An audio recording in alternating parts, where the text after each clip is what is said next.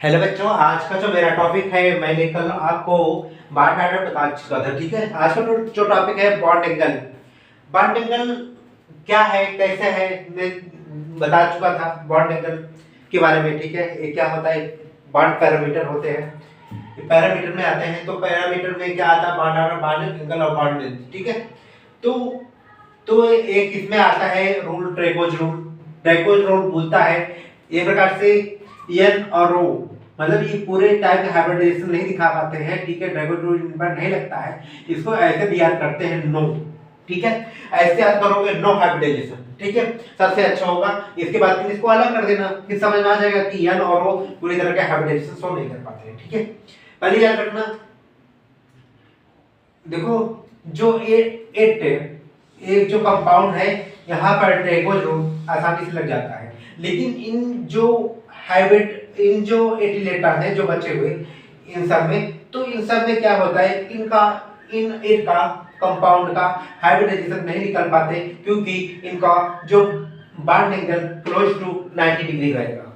ठीक है, लेकिन इन सब का बॉन्ड एंगल डिफरेंट भी आएगा, ऐसा कुछ नहीं है। इनको छोड़ करके बाकी इन आठों का बॉन्ड एंगल याद रखना 90 ही आएगा। ठीक है, ट्रेपेज़ रूल मतलब नो हाइब्रिडाइजेशन की कंडीशन शो करता है। आइए इसमें जो कंडीशन है वो कंडीशन क्या क्या कहती है उसके बारे में देख लेते हैं।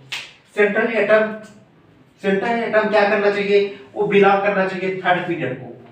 कहाँ लगता है, थर्ड पीरियड में होना चाहिए। And below and have the least one loan pair होना चाहिए, उसके पास वहां पर ट्रेपेज़ रूल लगेगा, इसके अलावा ट्रेपेज़ रूल ही लगेगा। ठीक है, दूसरा पॉइंट क्या है, इलेक्ट्रोनेगेटिविटी के बेसिस पे करते हैं। Electronegativity of surrounding atom is less than 2.5। ठीक है, 2.5 से कम होना चाहिए। Then there is no need of hybridisation, क्योंकि इसके पास कोई हाइब्रिडाइजेशन नहीं होता है। जो इसको एक्सप्लेन अगर हम इसको करेंगे तो इस जो ज्योमेट्री होती है उसके माध्यम से हम एक्सप्लेन कर पाएंगे। इस बात को याद रखिएगा, ये तुम्हारा होता है बॉन्ड एंगल। ठीक है, इसके बारे में इस बात को जान लीजिएगा, ट्रेपेज़ रूल क्या बोलता है। नो हाइब्रिडाइजेशन कंडीशन कहाँ से लागू होती है, central atom belong to third period or below and have at one एक लोन पेयर होना चाहिए। ठीक है, सेंट्रल एटम थर्ड पीरियड का होना चाहिए। ठीक, समझ में आए, उसकी जो उसके पास एक लोन पेयर होना चाहिए। ठीक है, electronegative of the surrounding atom जो होंगे उसका लेस देन 2.5 होना चाहिए। ठीक है, ये कौन सा हाइब्रिडाइजेशन नहीं कर पाएगा, no need of hybridisation. And जो एक्सप्लेन इसको करेगा वो ज्योमेट्री इसको एक्सप्लेन करेगी। ठीक है, समझ में आया मेरी बात। आइए बेटा, मैं बेंट रूल देखता हूँ इसी में। ठीक है, बेंट रूल क्या है, ये more electronegative element will decrease percentage of yes character in a bond. जो मोर इलेक्ट्रोनेगेटिविटी होगा उसका परसेंटेज ऑफ यस कैरेक्टर कम हो जाएगा। ठीक है, जैसे आइए मेरा एक एग्जांपल है। एग्जांपल क्या है देख लो, ये CH4 है। ठीक है, CH4 क्या करता है, sp3 हाइब्रिडाइजेशन दिखाता है। ठीक है, sp3 एक परसेंटेज ऑफ यस कैरेक्टर क्या बताता है, यस, ये डिक्रीज होता है। कैसे, तो जब मोर इलेक्ट्रोनेगेटिव एटम होगा तो वहां पर percentage of yes character decrease हो जाएगा। ठीक है, लेकिन यहाँ पर कोई इलेक्ट्रोनेगेटिव एलिमेंट नहीं है, कोई एटम नहीं है। ठीक है, तो वहां 1/4 इंटू 100 करोगे तो वैल्यू जो आएगी वो 25% ही आएगी। ठीक है, समझे। लेकिन जब यहाँ तुम्हारा फ्लोरीन एक है और क्लोरीन है और ये दोनों मोर इलेक्ट्रोनेगेटिव आएंगे, तो इसमें क्या होता है, परसेंटेज ऑफ यस कैरेक्टर 25% से कम हो जाएगा। क्या होगा, 25% से कम हो जाएगा। लेकिन जो ये हाइड्रोजन है, ये इसका जो परसेंटेज ऑफ यस कैरेक्टर 25% से बढ़ जाएगा, ये भी हाइड्रोजन का 25% से बढ़ जाएगा।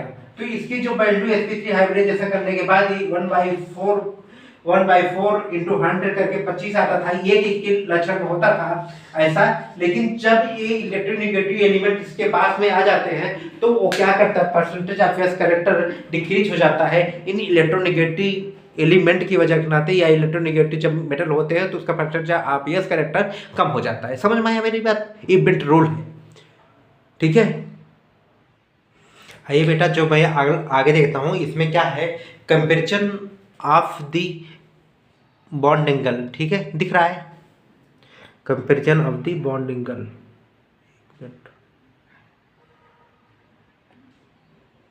Comparison of the bond angle, equivalent, ये दो प्रकार के बॉन्ड एंगल आपको अभी मैंने बताया था। जैसे ही percentage of case character decrease कब हो जाता था, जब इलेक्ट्रोनेगेटिव एटम आ जाता था, ठीक है।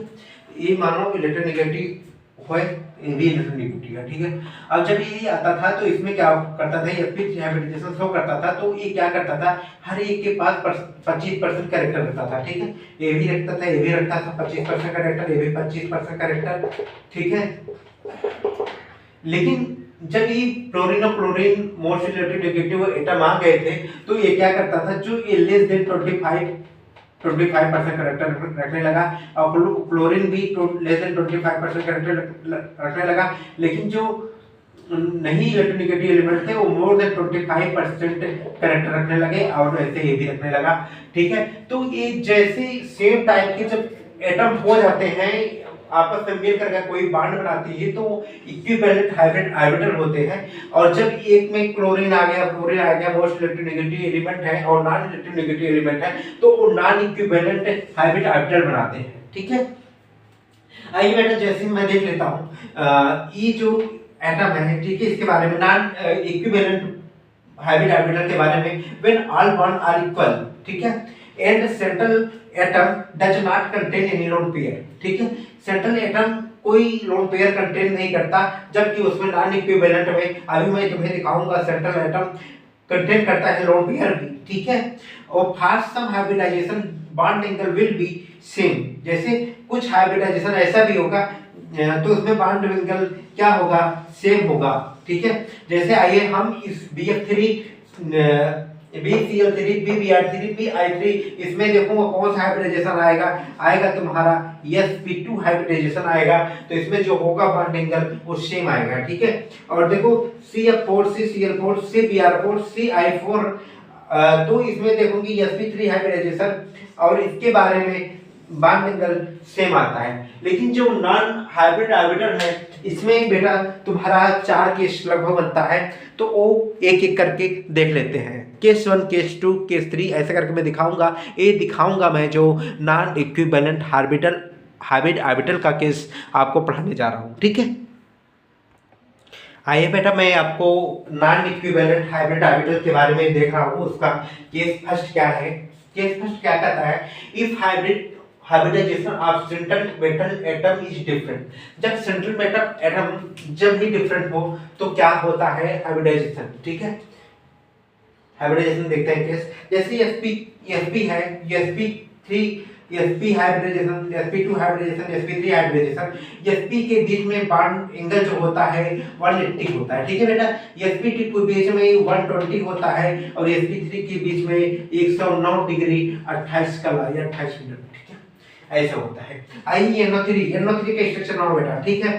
NO 1 2 3 4 5 होता है, एक निगेटिव चार्ज ये भी आ गया, और वो 3 जोड़ो, ठीक है। ये तुम्हारा NO3 का स्ट्रक्चर है, ठीक है। अब सिग्मा बॉन्ड जो क्वाइट कर लो, ठीक है। आपका हाइब्रिडाइजेशन सीधा निकाल दिया जाएगा, कौन सा हाइब्रिडाइजेशन शो कर रहा है इस पर देख लीजिएगा, ठीक है। कौन सा हाइब्रिडाइजेशन करता है, नंबर ऑफ सिग्मा बाउंड कर लो तुरंत, ठीक है। 1 2 3 कितना हुआ, sp2 हाइब्रिडाइजेशन, ठीक है। अब NO के बीच में करते हैं, तो इसमें क्या होता है, एक पार्टी चार्ज उड़ा देता है, मतलब अपना एक इलेक्ट्रॉन उड़ा देता है, इसके पास 2 एटम, इसके पास ये दोनों आपस में बॉन्ड बना लेते हैं, इसके बीच में हाइब्रिडाइजेशन 2 सिग्मा बॉन्ड ये बनाता है sp हाइब्रिडाइजेशन, ठीक है बेटा। और NH4 भी एक अपना निकाल देता है, एक हाइड्रोजन इधर लगाता है, एक हाइड्रोजन इधर, एक हाइड्रोजन इधर, एक हाइड्रोजन इधर लगाएगा, तो ये बनाएगा sp3 हाइब्रिडाइजेशन। sp3 हाइब्रिडाइजेशन बनाता है। तो इसमें जो बॉन्ड एंगल की बात करूं, hybridisation of central metal atom is different, जब सेंट्रल मेटल एटम डिफरेंट होगा तो ये शो करता है, ठीक है।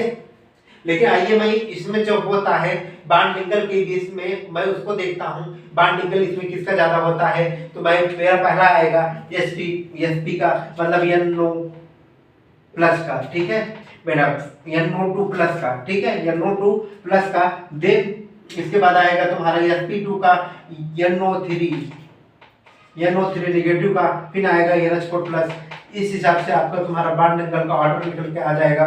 तो इस हिसाब से देख लीजिएगा नॉन इक्विवेलेंट में भी, क्योंकि देखो एक में हाइड्रोजन है, एक में ऑक्सीजन है, इस हिसाब से इलेक्ट्रोनेगेटिविटी, ठीक है। आइए देखते हैं जब सेंटर में एटम, इसमें देख लो सेंटर में एटम डिफरेंट होना चाहिए, BeCl2 BCl3 और CCl4। तो इसमें क्या होता है बॉन्ड एंगल की अगर वैल्यू याद करें, BCl2 मतलब sp हाइब्रिडाइजेशन दिखाएगा, sp2 हाइब्रिडाइजेशन दिखाएगा, sp3 हाइब्रिडाइजेशन दिखाएगा। तो इसमें बॉन्ड एंगल जो होगा ये ऑर्डर आएगा, याद रखिएगा ऐसे होगा, ठीक है।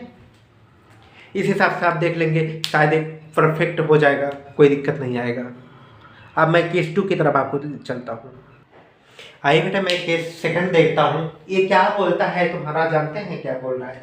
ये बोल रहा है केस 2 कि अगर मैं हाइब्रिडाइजेशन अगर सेम कर दूं but lone pair are different हो जाए तो क्या होता है इसके बीच में रिलेशनशिप।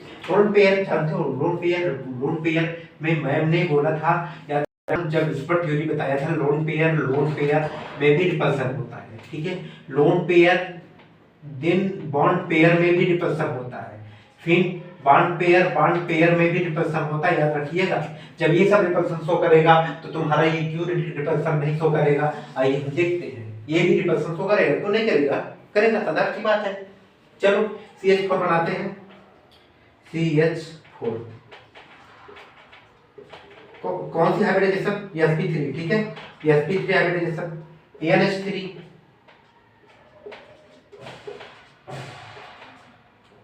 यहां पर कौन सी हाइब्रिडाइजेशन, NH3 शो करेगा 5 3 9, हाँ सही है। ऑक्सीजन हो गया। अब देखो मैं बोलता हूं नाइट्रोजन के पास NH3 मैं फिगर बना दिया हूं, लेकिन इसके पास लोन पेयर होगा ना, इसके पास भी लोन पेयर है। हाइब्रिडाइजेशन क्या बोलता है, number of sigma bond plus lone pair equal to hybridisation, ठीक है।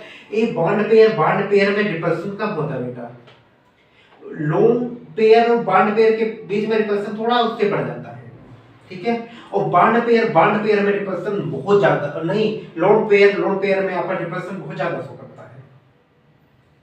चाहे इसको यहाँ बनाओ चाहे इसको यहीं बगल में बना लो, लोन पेयर और रिपल्सन बहुत ज्यादा शो करता है। इसलिए क्या करते हैं, सबसे ज्यादा अगर रिपल्सन शो करेगा, रिपल्सन ज्यादा तो बॉन्ड एंगल कम, ठीक है, समझ में आया, मतलब ये बॉन्ड एंगल कम, ठीक है।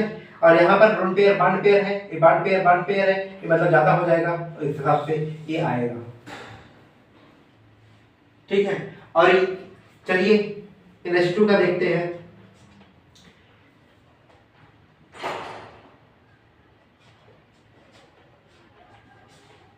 फिर NH3 का, अरे यार ऐसा कर लो ना,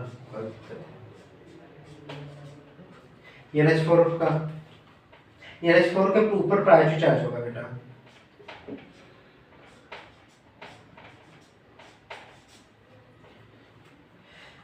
हाँ देखिए इसके बीच में क्या क्या शो करता है क्या नहीं शो करता है, इसके बीच में देखते हैं। क्या ये नाइट्रोजन का अगर मैंने NH2 लिखा है, क्या ये सही है बेटा, आप एक बार सोचिए क्या ये सही है।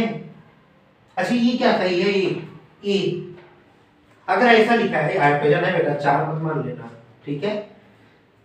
तो आइए देखते हैं, चलो देखो अगर ये ऐसा लिखा गया है, ठीक है, ये भी सही है एग्जैक्टली, क्योंकि ये लोन पेयर नहीं दिखाना चाहता था, ये नेगेटिव से एक लोन पेयर एक आ जाता है ना इलेक्ट्रॉन, ठीक है। ये लोन पेयर में रिपल्सन ज्यादा हो जाएगा, ये लोन पेयर बॉन्ड पेयर मतलब इससे ज्यादा ये स्ट्रांग, ठीक है, बॉन्ड एंगल इसका ज्यादा, ठीक है। ये रिपल्सन शो करता है इसलिए बॉन्ड एंगल कम, और ये बॉन्ड एंगल मतलब बॉन्ड एंगल इसका ज्यादा क्योंकि रिपल्सन थोड़ा कम, इसके बाद और रिपल्सन कम, ठीक है। ये बात याद रखिएगा, बॉन्ड एंगल अगर डिक्रीज हो रही है लोन पेयर में रिपल्सन ज्यादा हो जाएगा, ठीक है। जितना भी लोन पे रिपल्सन होगा, ठीक है, मोर उसका बॉन्ड एंगल कम हो जाएगा। ये हमारा केस 2 का स्टडी है, इसे अच्छे से देख लेना, खूब अच्छे से, कोई फर्क नहीं पड़ना चाहिए आपको। एक बार नहीं, 2 बार कर नहीं, 3 बार करके देखो, लेकिन देखना जरूर इसको। आइए बेटा, जो मेरा है केस नंबर थर्ड की मैं स्टडी करता हूँ। तो जो थर्ड की स्टडी कर रहे हैं उसमें हम क्या कहते हैं, इफ अगर क्या कार्ड हो सकता है, if the lone pair in hybridisation both are same हो जाए तो हम क्या करेंगे, कैसे अलग करेंगे। पहला है इसमें, if central atom is same, अगर सेंट्रल एटम मेरा सेम हो जाता है तो bond angle electronegativity of surrounding atom, जो सराउंडिंग एटम इलेक्ट्रोनेगेटिव जिसकी ज्यादा होगी उसकी वैल्यू बॉन्ड एंगल कम हो जाएगा। देखिए, सराउंडिंग एटम का इलेक्ट्रोनेगेटिव जिसकी ज्यादा होगी, सराउंडिंग एटम में ओ एफ क्या है, मोर इलेक्ट्रोनेगेटिव एटम है, और ओ एच इसके अपेक्षा या कुछ मोर इलेक्ट्रोनेगेटिव एलिमेंट होता है, इसके ऊपर डबल बॉन्ड, इसके ऊपर भी डबल, इसके ऊपर डबल बॉन्ड, इसके ऊपर डबल बॉन्ड। अरे यार लोन पे यार भाई, 2 लोन पे यार, इसके ऊपर भी 2 लोन पे यार, कुछ और मत सोच लेना, ठीक है, एकदम थोड़ा दिमाग लगाया करो यार, तभी तो होगा हर चीज आसान। तो अब जानती हो, जैसे सराउंडिंग एलिमेंट फ्लोरीन है, ये भी फ्लोरीन है, तो इलेक्ट्रोनेगेटिव ज्यादा है, ठीक है, इसलिए इसका बॉन्ड एंगल कम होगा देन वाटर के अपेक्षा, ठीक है बेटा। आइए मैं देखता हूं, ये सेंट्रल एटम इज डिफरेंट, अगर सेंट्रल एटम जब हमारा डिफरेंट होता है, OF2 है और SF2 है, ठीक है, तो OF2 अब किस बात पे निर्भर करता है, bond angle is directly proportional to electronegative of central atom है, जो इलेक्ट्रोनेगेटिव सेंट्रल एटम जिसकी ज्यादा होगी, ठीक है, वो शो करेगा, क्या करेगा, वो बॉन्ड एंगल ज्यादा शो करेगा, ठीक है। आइए ऑक्सीजन और फ्लोरीन यहीं से निकाल लेता हूं, सेंट्रल एटम की बात करता है, oxygen is more electronegative than the fluorine, है, ये क्या हो गया, गलत बात, fluorine is more electronegative than oxygen, लेकिन यहाँ पर ये बात अलग है कि यहाँ पर फ्लोरीन नहीं दिया है, यहाँ पर सल्फर दिया है, यहाँ पर सल्फर दिया है, यहाँ पर इन दोनों केस में देखो oxygen is more electronegative than sulphur, ठीक है।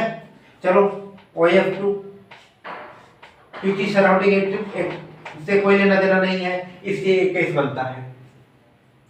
आइए बेटा, एक मैं बहुत इंपॉर्टेंट क्वेश्चन कराता हूँ यहाँ पे, ठीक है। चलो देखो, मैंने अगर मैं आपको दे दूं NH3 और PH3,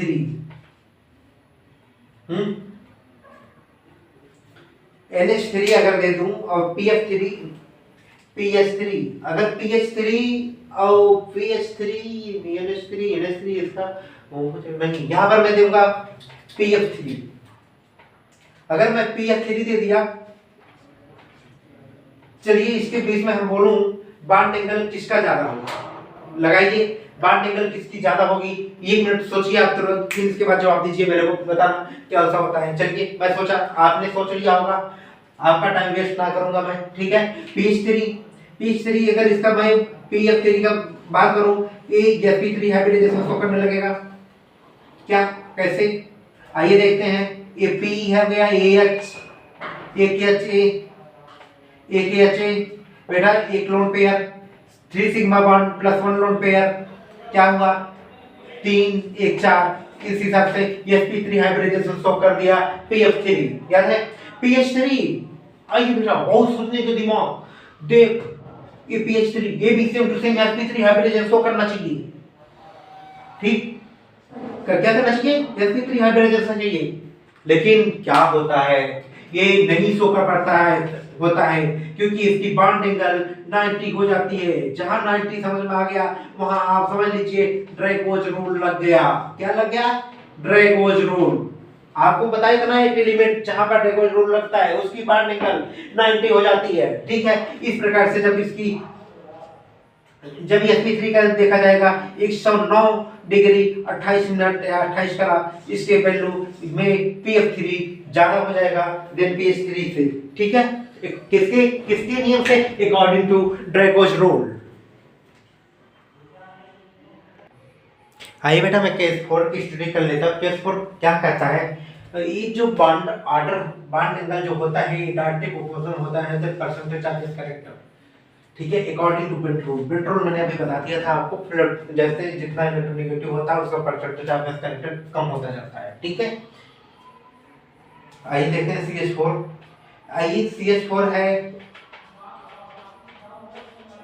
ये बोला क्या है, sp3 हाइब्रिडाइजेशन, CH3 हो गया, F हो गया बेटा, ठीक है। और CH2 एंड F2। अब मैंने बोला था percentage of gas character fluorine है, तो इसमें इलेक्ट्रोनेगेटिव नाते परसेंटेज ऑफ गैस कैरेक्टर क्या हो जाता है, डिक्रीज हो जाता है। जब जितना percentage of gas character decrease हो जाता है, उसका बॉन्ड एंगल क्या होता है, बढ़ जाएगा, ठीक है। इसके पास एक फ्लोरीन है, ये भी ऐसा है, ठीक है, इसके पास नहीं है, इस हिसाब से ये आर्डर होगा, ठीक है। ए फाइंड द CH बॉन्ड, ठीक है।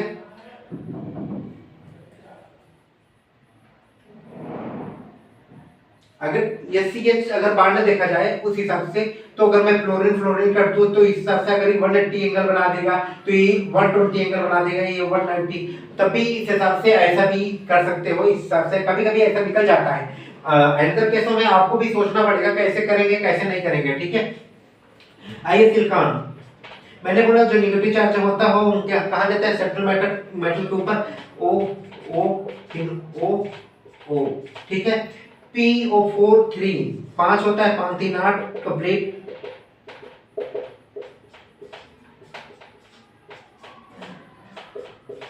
ठीक है। SI4 ये तो सबका स्ट्रक्चर लगभग सेम ही हो जाएगा, और इसके बीच में हम अगर बॉन्ड एंगल की बात करूं लगभग सब में बराबर आएगा, क्योंकि सब में सब sp3 हाइब्रिडाइजेशन शो करेंगे, ऑल इक्वल टू इसके लिए बराबर, ये भी बराबर, ये भी बराबर, ठीक है। मेरी बात समझे। यहां से तुम्हारा एक case number 4 non equivalent bond angle A show कर रहा है, ठीक है बेटा। एक है हेडिंग है calculation of P pi D pi in P pi कैसे करेंगे, कौन सा हमारा, अगर मैं पूछ लूं कौन सा पी पाई दिखाता है, कौन सा पी पाई डी पाई शो भी करेगा, इन कैसे कैलकुलेट करेंगे। चलो मैं मानता हूं जैसे बोरान होगा, कार्बन होगा, नाइट्रोजन, ऑक्सीजन, फ्लोरीन, ठीक है। ये सब क्या होता है, सेकंड पीरियड के एलिमेंट होते हैं, इनकी पास में वैकेंट पी ऑर्बिटल खाली होता है। तो ये जितने, जैसे एक कार्बन हो गया, कार्बन किसी से बना रहा है, ठीक है, किसी एलिमेंट अगर सेकंड पीरियड के हो जाएंगे तो वो जो बनाएगा पी पाई बॉन्ड शो करेगा, ठीक है, इसके अलावा कोई शो नहीं करेगा, ठीक है। जब aluminium, silicon, phosphorus, sulphur, chlorine ये जब थर्ड पीरियड के हैं, तो इनके पास जो ऑर्बिटल होंगे वो 3s3p3d होंगे, ठीक है। याद रखना जब ये होता है और इसके बाद सेकंड पीरियड में 2s2p आते हैं, आप जानते ही होंगे, जब ये aluminium, silicon, phosphorus, sulphur, chlorine के बीच में क्या होता है, वैकेंट डी ऑर्बिटल होता है। जब अगर जैसे इन दोनों को आपस में सेकंड पीरियड और थर्ड पीरियड को आपस मिला दिया जाएगा, तो आप जान लीजिए पी पाई भी बनेगा, पी पाई डी पाई भी बनेगा। उस हिसाब से आप हर चीज समझना पड़ेगा कि कौन सा सेकंड ग्रुप का है, कौन सा थर्ड ग्रुप का है, कौन सा ग्रुप किस किस से मिलकर बना है, तुरंत आप इस प्रकार से समझ लेंगे। जैसे SO3 मैंने आ गया मेरा, तो मैं पूछूं किस टाइप का बॉन्ड शो करेगा, तुरंत आप रख दीजिएगा किस टाइप का, पी पाई। देखो सल्फर डी ऑर्बिटल खाली है सल्फर के पास, और ये सेकंड पीरियड का है, तो पी पाई और पी पाई डी पाई, ठीक है।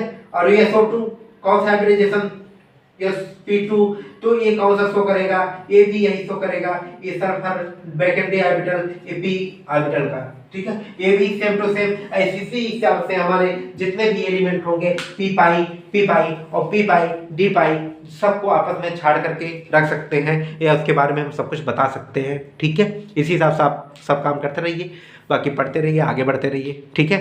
Thank you.